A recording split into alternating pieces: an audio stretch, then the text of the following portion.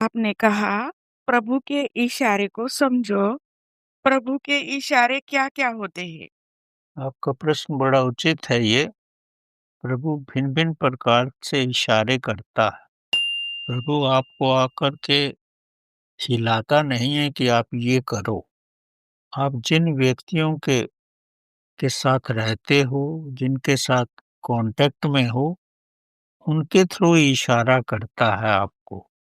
अगर आपका स्वास्थ्य ठीक नहीं है, तो उनके थ्रू इशारा करेगा कि आप ये चीज़ मत खाओ, या इस तरह रहो, या इस प्रकार अपना जीवन यापन करो।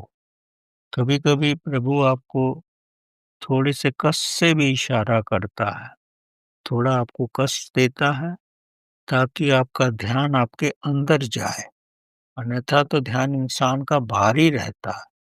जब आपको सुई चुभती है या कोई परेशानी होती है, तभी तो आप अपने अंदर ध्यान करते हो। तो जब आप प्रभु थोड़ा बहुत कष्ट भी दे, तो ये समझो कि प्रभु का ये इशारा है कि मैं स्वयं के साथ नहीं रह पा रही हूँ, इसलिए मेरे को ये कष्ट हो रहा है।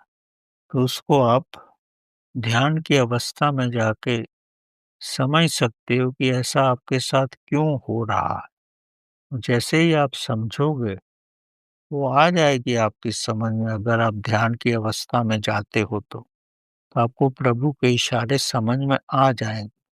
अगर ध्यान की अवस्था में नहीं हो, सिर्फ़ अपने मानसिक स्तर पे ही रहते हो, तब आपकी समझ में नहीं आएगा।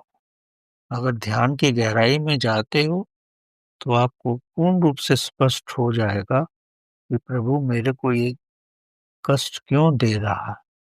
वो इसलिए दे रहा है, या तो मैं अपनी जीवन की पद्धति बदलूँ, या मैं जिन लोगों के साथ रहती हूँ, उनसे थोड़ा अलग होके रहूँ।